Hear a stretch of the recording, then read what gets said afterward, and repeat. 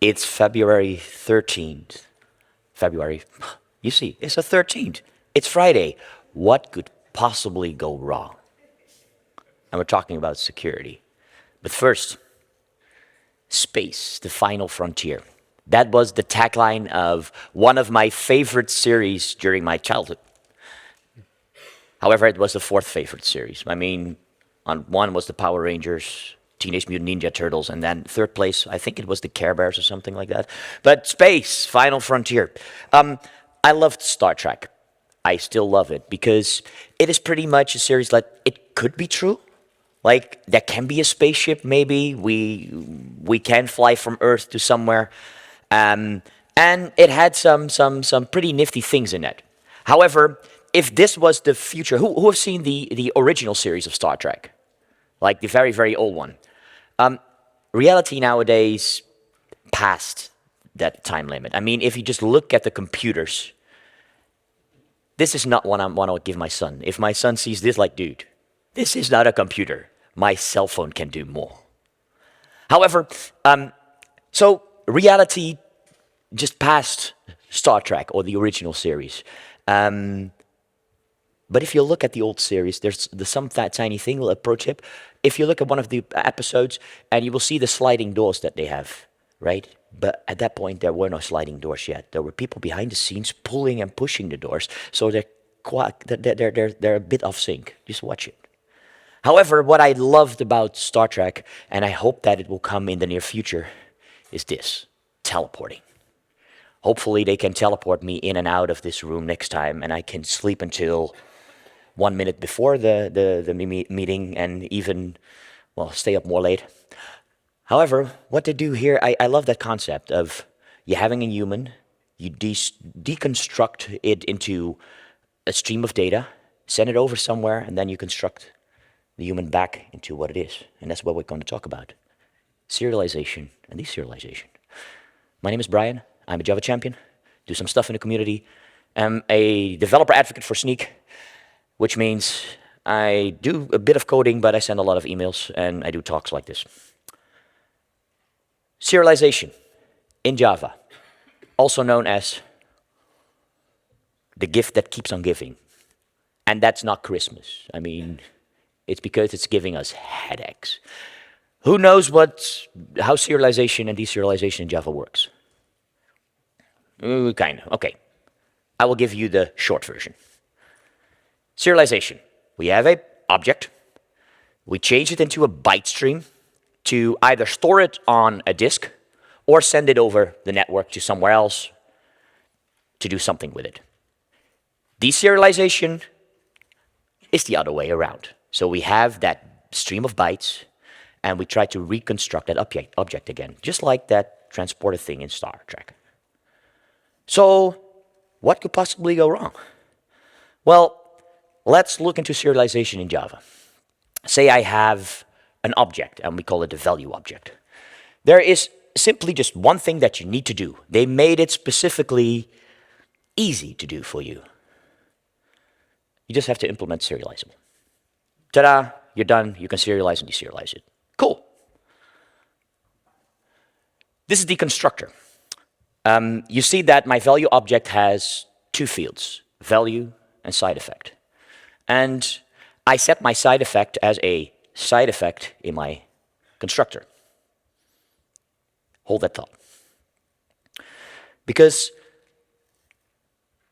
let's go into serialization. That same object. The thing is, Java serialization uses reflection under the hood.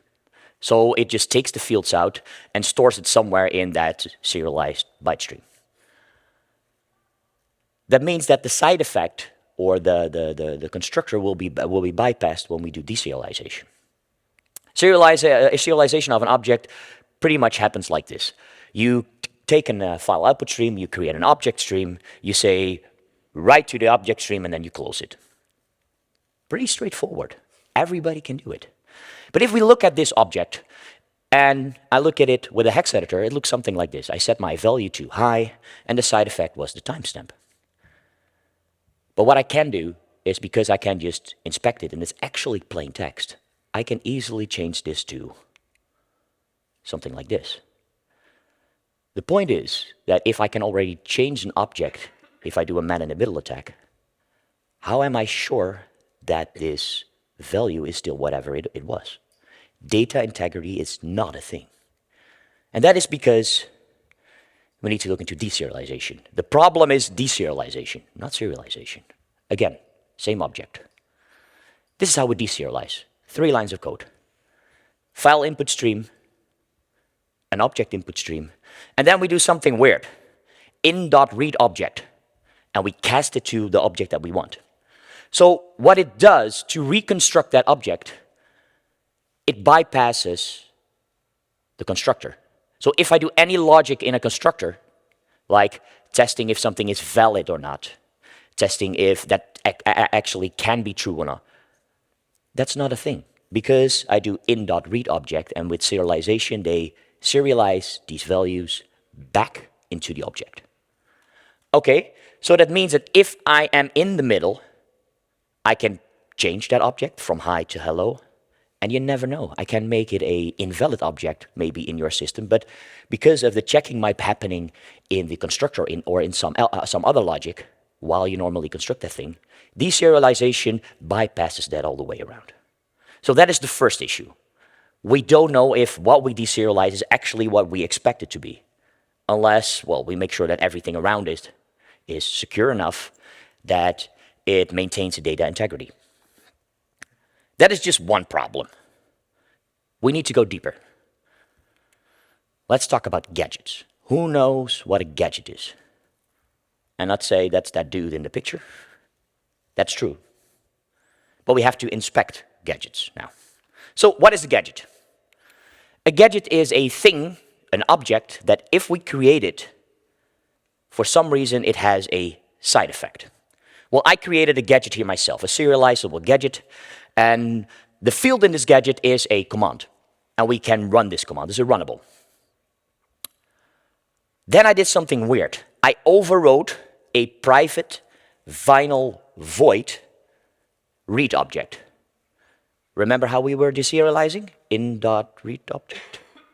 So I can override that, even though it's a private final void, because reflection. When I override this, I do the normal serialization stuff by in.default read object, and then I say command.run.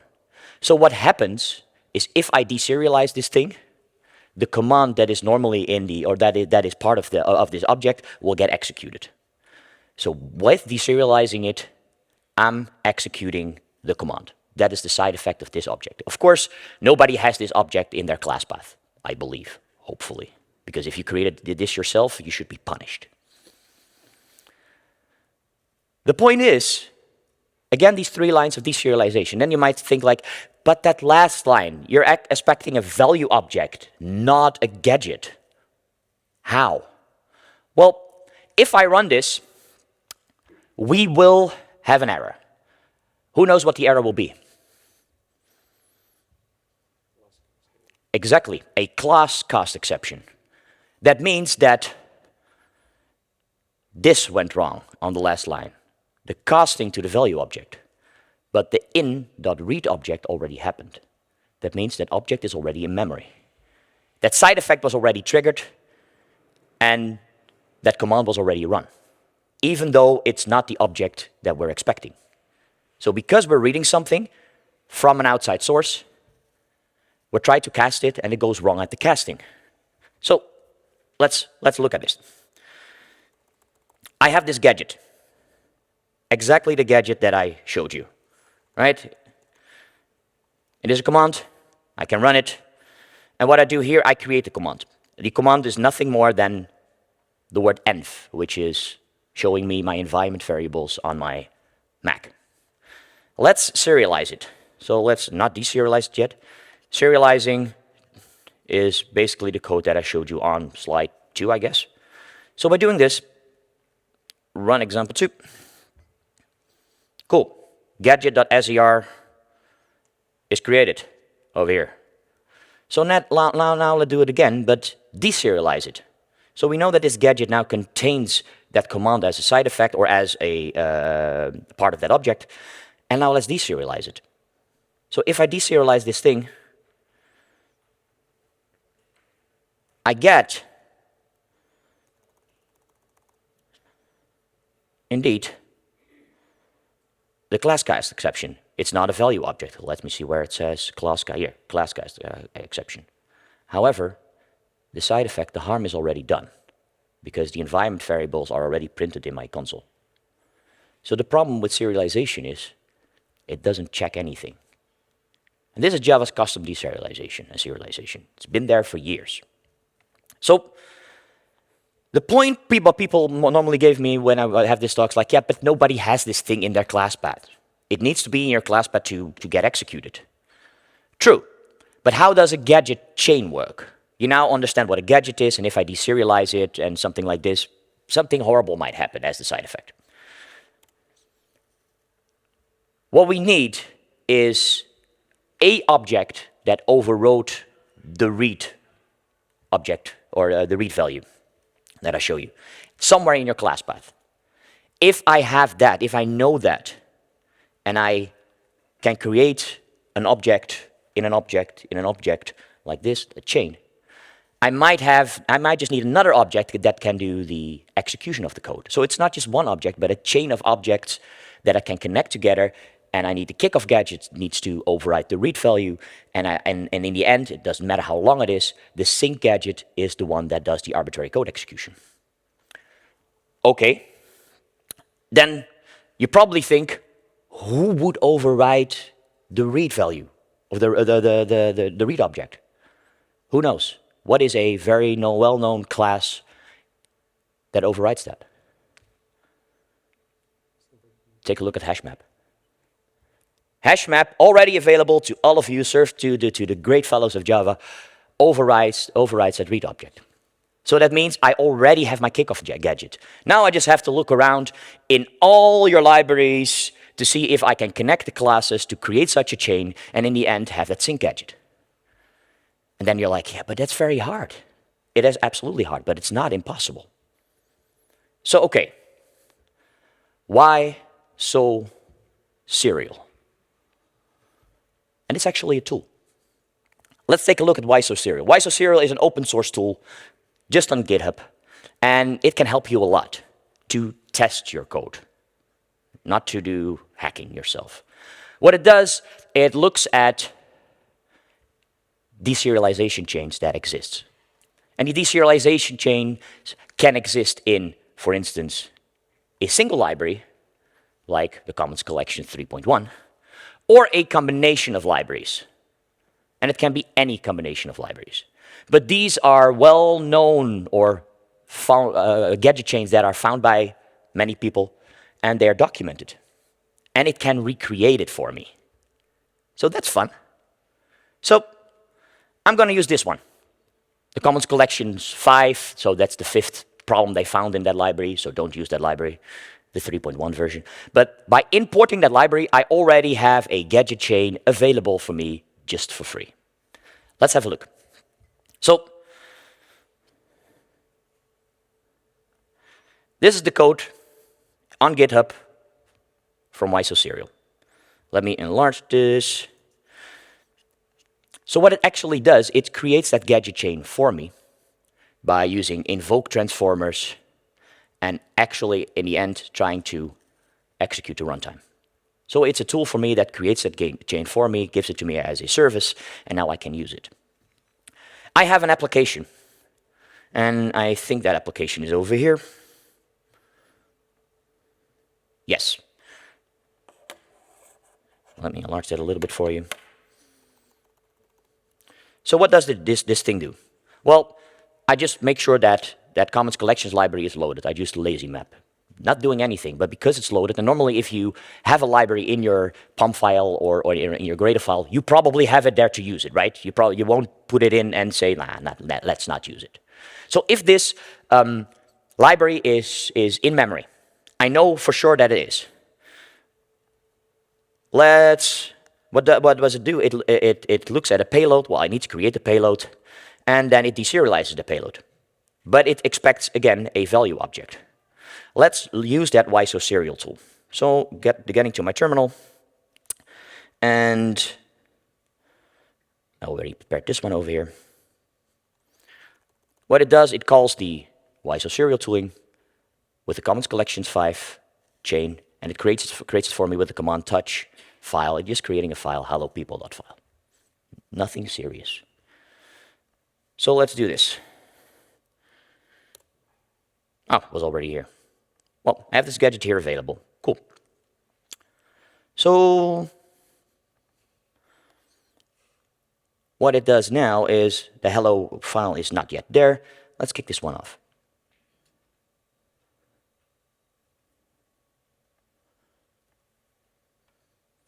So by doing it, I again get a weird attribute exception. But in the end, over here, you see that my file is created. So just by having the library available in my class path, I already get that gadget chain for free, and I can use it to attack you if you use Java serialization in some way. Well, and then people will say like, but I'm not using Java serialization. I am not using the read input stream because, well, that's already a red flag. You shouldn't be using it. So I am safe, right? Who thinks that's the case? Who uses Java serialization? 1, 2. So sometimes we have to. But let me ask you this question. Where were you all on, say, December 10th last year? Oh, the wrong. Oh, I first had another slide. People might say like, okay, but a gadget chain, I don't import that comments collections library. I stole this slide from the guys from Netflix, from Ian Haken, and they did a research at their own tooling in Netflix to see if they have gadget chains available. And they were scanning it, and they found out if I have a combination of 7 libraries or 6 libraries and the Java runtime environment, so something from ThoughtWorks, something from Commons, Apache Commons, some parts from, Eclipse Core. All these libraries combined gives you classes that you can connect all together, and ta-da, you have a gadget chain. So imagine, how many libraries do you have in your application? Probably more than 10, probably more than 7. So if you have all these libraries available, and most of them are already loaded in memory, there is a possibility that we can create a chain like that. Well, it is hard to find out, but if it's found, because hey, you might put your code on GitHub, people can just use the research from Ian. So December 10th, 2021, something log4j. Who hasn't heard of the log4j issue? Good. Well, we know that people had this library, and well, over 17,000 Java packages were actually compromised. And we saw in our research from my own company that 60% of our customers had it as a transitive dependency. So that means they probably had it somewhere as part of the framework they inherit. But the thing is, log4j is an engager for serialization attacks. So if you have a serialization chain available and you see it's possible with the amount of libraries that you probably import, you can use, even if you're not using any of the Java's custom deserialization, log4j does it all for you. So for those who don't know what log4j did, this was the initial problem. So it means that if I have an application and I know something is logged, I can use a string like this. For instance, if I create an application that needs a login and say username and a password, I know that if it goes wrong, it gets printed in the log file or in the console. I can use that already. So if I know that that JNDI string is printed, one of the things that log4j gives you for free is that it can evaluate JNDI strings. So it uses JNDI to evaluate it. And it calls an LDAP server, as you can see. Well, I own that LDAP server, so what does that LDAP server do? It gives back a reference. That reference points to, in this case, an HTTP server that I have, and I just give you a class. If that class is something like this, I can do an arbitrary code execution. So let me show you that. I have a log4j thing over here. So, and it runs on an old version of Java. This is Java 8 version or build 111. Hold that one. I explain to you why in a second. So say my username is something wrong with a wrong password. What we will see is, oh, let's try it again. Cool. What we will see is that it says filled logged in for username, whatever that was. That is cool. So I mean that I know that it is eval, or I know that this is printed, and I know for sure that this is log4j. Because, well, I created it myself. So I have the LDAP server running, and I have the HTTP server running, and that serves to me that class file, that evil.class, that tries to open my calculator. So by just doing this and connecting to my evil server with a wrong password, I know that now that the JNDI string will get evaluated, goes to the LDAP server that is literally next to, and on the next screen, and, well, it gets back a reference. So what happens is that, ta-da, my calculator starts.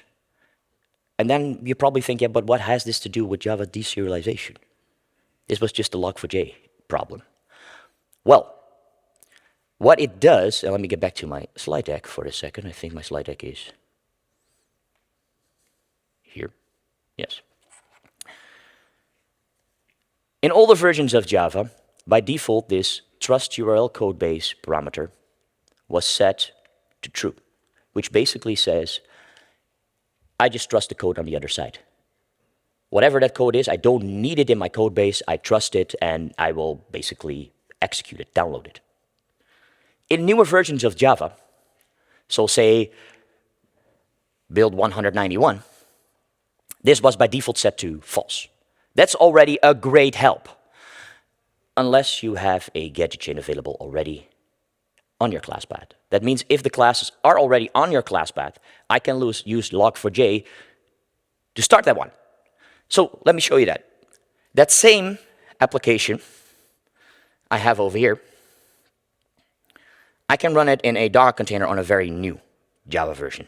So let me try that. Docker compose up.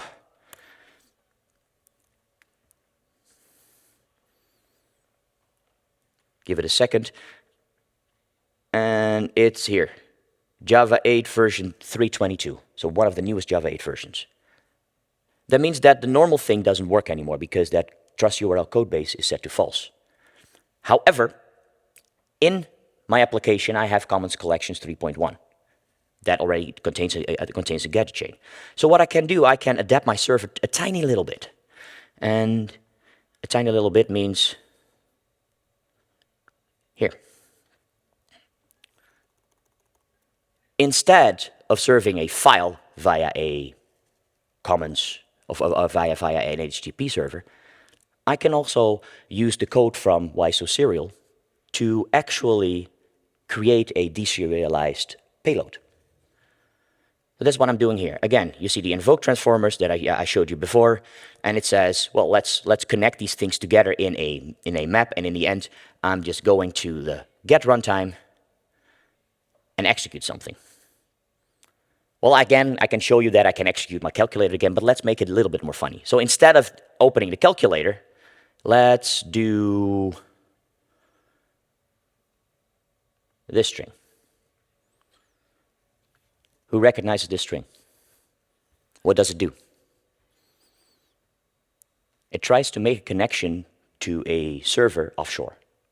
So basically what I'm trying to do is, because I have that gadget chain available, and I have log4j, I can use this string to make a connection to somewhere else. Well, that somewhere else is me. So let's do that. I have my application here somewhere. Here. Cool. And let's open netcat. Netcat to port 9001, because it's over 9000. My server is running. Let's refresh this one.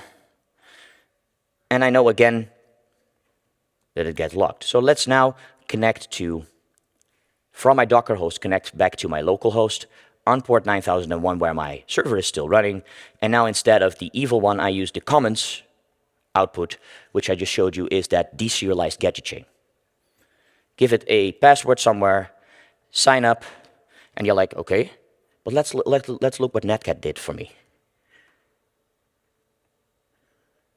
Oh, you should listen to the port first. Thank you. Let's try it again.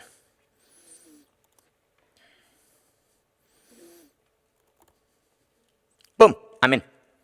So that means if this server is running somewhere on AWS or Microsoft Azure, and I'm not having any stock options for them, or what is the other one?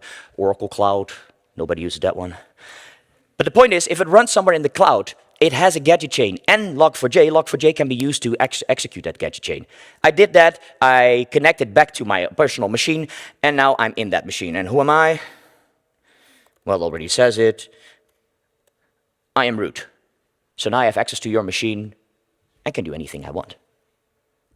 That is a bit scary. So one of the things that we should care of is Java's deserialization is an issue. Okay, good, noted. So even in newer versions of Java, if you have a serialization chain available, and you probably don't know that you have it, and you have log4j, the old version, then you're vulnerable. So not saying like, I'm the newer Java versions, I'm all fine. We thought that in the beginning, but that's unfortunately not true. Okay, cool. But Java updated, right? So what about records in Java 16 or 17? Well, nobody uses 16 because you should move to 17. Who uses records? Do you like records? I like them. So a record, and I overrode the constructor on purpose. What a record does is I just have to declare that record, the two value with a string A and a string B, and normally I don't even have to include the constructor. But I did it because the side effect with the print line is important. So it does things for me. And if I do serialize and deserialize a gadget chain, or a gadget chain, an object, I see this. This is the output. So what does that tell me? That if you use records, it doesn't bypass the constructor anymore. It uses the constructor to have that serialized byte stream and construct that object again. That's already a big plus. So if I have validation in that constructor, it's getting used. Super. Because I first serialized it, and then I deserialized, then we see as a side effect of deserialization that the constructor is called. Interesting. So that means if I have validation there, it's good to use records. So do records solve my problem? Unfortunately not. Because we still have this line. So if everybody uses records all the time and nothing else, then we're a bit safer. But because of still that in read line and everybody can overwrite that, we still have the same issue with the old objects. So yes, records do help, but not for all the old crap that we already have. So what can we do? Well, there are a few things that you can do. First of all, if you need to implement serializable because you inherit something in your domain model, you can override the read object and throw it an error. Because if you do that, it will never get serialized, because that's the first thing that you do, in dot or the in-stream dot read object. But say we depend on serializable. We actually need to use serialize. There are a few things that you can do. For instance, there is a library available in Apache Commons that validates, that uses the validated object input stream. And what it does, it inspects the input stream before you cast it and only accepts the classes you actually want. And that's much safer. Not just doing it to see if it can cast, because we already saw that can go wrong. However, with this, I can make an accept list of the classes that I actually want. Cool. But there are also options in Java. JEP 2.9.0, created for Java 9 already, has the ability to create filters on the object input stream. So I now say, for instance, I only accept files that are in this package.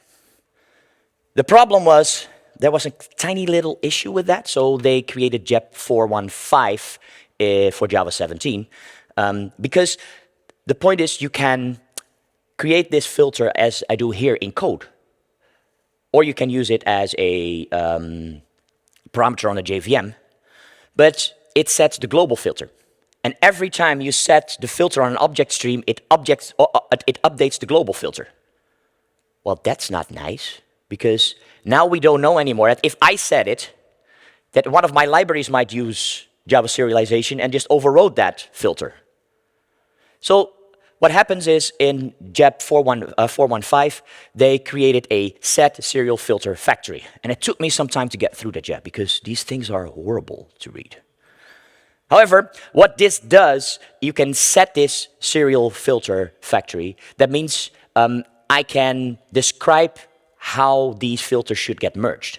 So if I have one filter on one input stream and I do something else on another input stream, I now say it gets merged in the normal way. I can describe the behavior as somebody else is, or I set a new filter on a new stream.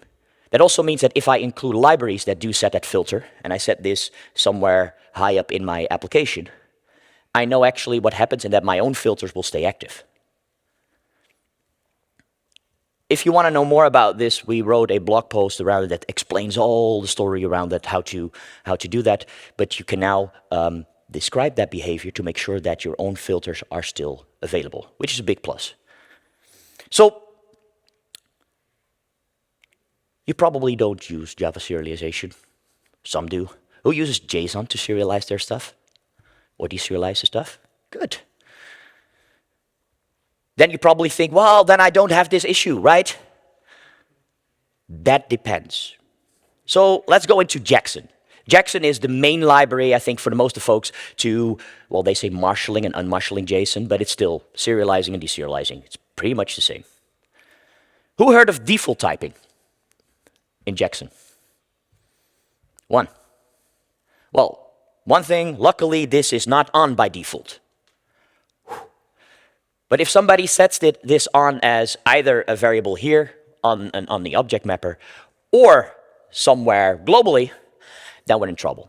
Because what default typing does is, say I want to deserialize some JSON and I'm not sure what animal it is. It can either be a cat or a dog, but I know it's an animal. Well, I can use the default typing to, well, basically use polymorphism in it. That's pretty handy. So I can use an object mapper, but yeah, in this case, I am enabling default typing. Cool. So I want to read something, I want to read a person, and that person is this object. So I can do something like the below string. However, I can also do something different.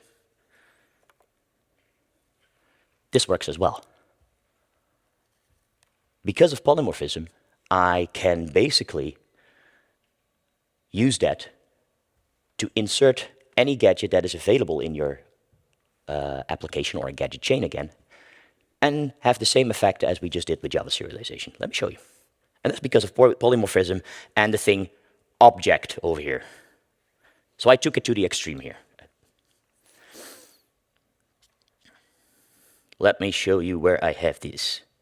Nope, it's not this one. Over here, example 4.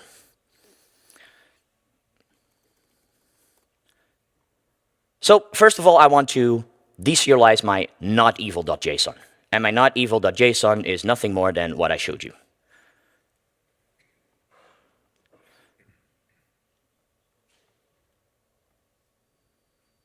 And if I do this, nothing went wrong. We just see what we expected to see. Cool. So let's go to the eval.json. It uses a gadget, well, the same gadget as I used before, and as part of that gadget, I have the string ls-l. If I deserialize that one with JSON, and I enable default typing, I have that side effect again, and I can do arbitrary code execution. Super cool. You see? So even with JSON, you're not particularly safe unless you know what you're doing. So now you know about enabling default typing, don't do it. That's pretty much the case what I wanted to show you. Then you might think, yeah, but how many of these gadgets are available for JSON? Well, I just did a research for only 2020 and 2021, and these were the top, what was it, 15 results. So there are a lot of gadgets available connected to other classes, for instance, cache or something like that. If you use that in your application somewhere, I can use it to deserialize it if you have and execute some arbitrary code if you have JSON available. Luckily, what the folks do at that maintain the JSON data bind library is, first of all, well, they did the enabling default typing is by default off. Good job.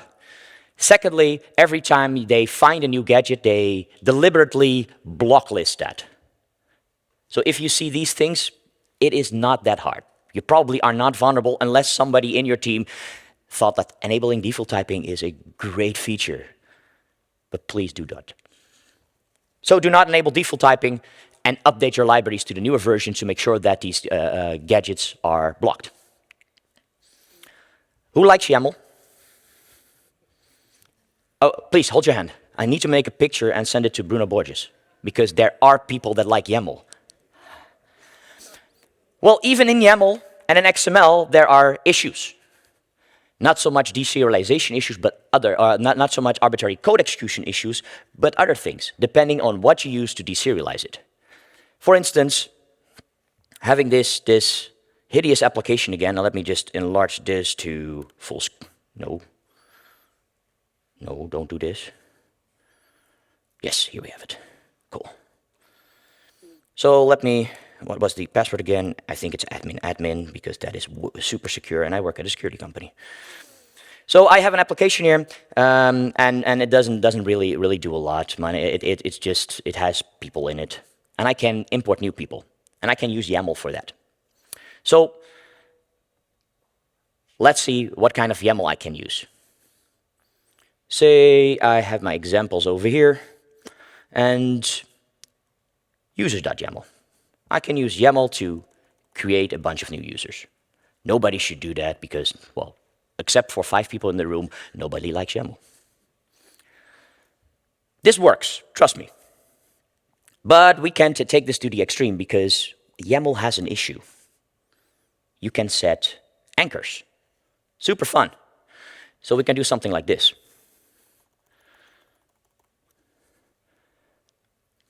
We call this a billion laughs attack. By deserializing this YAML, I am not deserializing for the second user. I'm not calling a name. No, I'm calling an anchor. And that anchor is LOLZ, which is a reference to a list of LOL9. LOL9 is a list of LOL8s, which is a list of LOL7s, etc., etc. In the end, it's just a list of strings. So it's a list of string and a list of strings and a list of string and a list of string, and I'm laughing my ass off. That's why they call it a billion laughs attack. It's a billion lols. What do you think happens if I'm doing this? Exactly, denial of service, because I'm overloading your memory and I'm just dumping everything in your heap until it explodes. Let's try this. Well, this is a Spring Boot application. I am the only user. So it probably doesn't do a lot, as in it will just give me a problem with my heap. So my heap will be way too full. But imagine if you do this while, oh, it's not in exploits, it's in examples. Yes, let's do. If I open this and I have, it runs over here in a container, what can go wrong? So let's try this. Submit it, and now it's loading. And now we have to wait. It gives me an error, and it basically is an out-of-memory error. So by just inserting the wrong YAML, I can overload your system, make sure that you're not available. And for instance, if you work at Amazon and you have this YAML thing in, I overload you on Black Friday, and everybody will buy their stuff at my place. Super cool.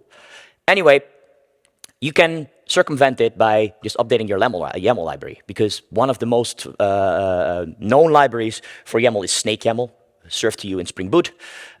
This was version 1.25. If you upload it or if you update it to 1.26, they already check it for you, and they say if you have more than 50 levels deep, or 50 recursions in it. We just cut it short. We give you an error, but it won't give you a heap problem. So you're still online. So even with YAML is even worse than we thought. It's not only hideous, it's also problematic. Okay, so don't use YAML. That's pretty much what we were saying. What do you think of XML? Who likes XML? I like XML. It's better than YAML. Also, XML has pretty much an issue with when doing things. So, oh, this is the wrong one. I can close this one. I guess I don't need these examples anymore. Cool. What we can do with XML, we can import the same type of users. So, I'm using a XML reader to read this. And the XML reader is quite straightforward. I'm using the sex parser, which is part of Java itself. And it pretty much inspects it. And if we find a first name, we create a string, etc. And I'm doing it. Like this is just straightforward implementing of a sex parser without any logic, or without any real logic. So, you believe me, if I do this, normally we can import things. But I can also do something, where's the other one? Like this. And this is the interesting one.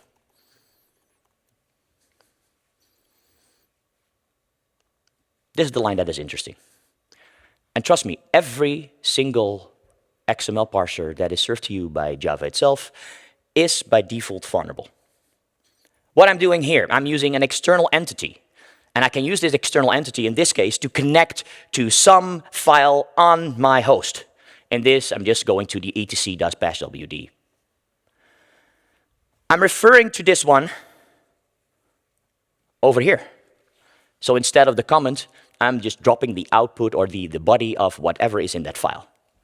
And you're like, huh, that's possible? Yes, it is, because it's a feature in XML. It is a feature to read external files like XSDs or something like that to check your XML. But we can misuse it if we use this external entity and point it to any other file. So let's do this. Going back to my application, where is somewhere over here. Cool. Let's go back. So now choose the XML file, which is the user's bat.xml I showed you. Open it and submit it. And what I see in the message is that this is the output in my container of my passwd file. So we now can exclude, or we can dive in your information that is there on your server. You deliberately have to set that you don't want to use external entities if you use an XML parser. This is for almost every XML parser, at least for the XML parsers that are delivered to you with Java. You have to deliberately set external entities to false as a parameter or as a feature. If you use another XML parser, it might already be set, but don't trust on it because it's a feature. And we can misuse features. That's what I'm here for. So, to sum things up, because it's getting a little boring. Deserialization is a thing. Java deserialization is a thing. It is a problem.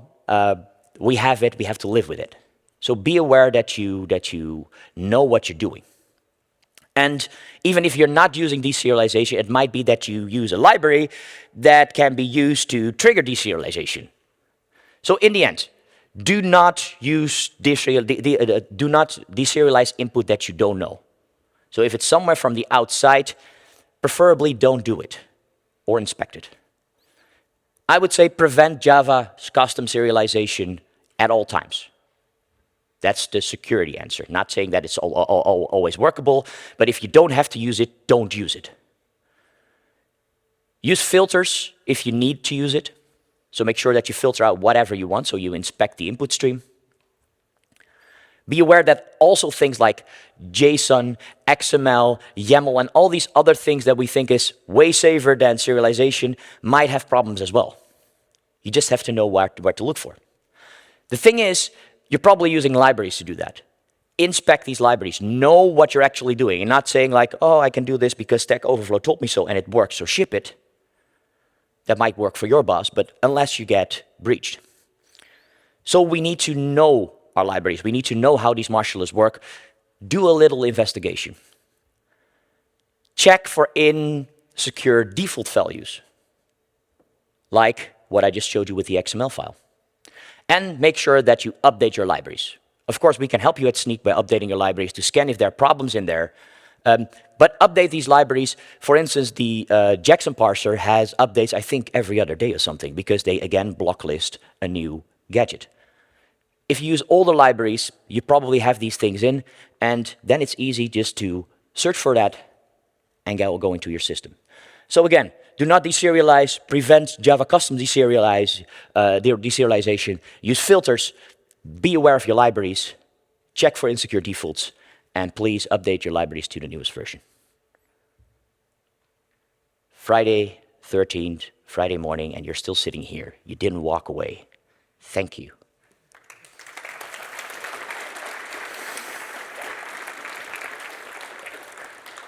Are there any questions? I have 4 minutes left. If you're like, I don't know, I want to try this out myself, all the stuff that I have here is available on my GitHub. Just go to github/BM Vermeer, and you will find the stuff. If you have questions later on, feel free to come to the Sneak booth. I will be there all day. Again, thank you very much.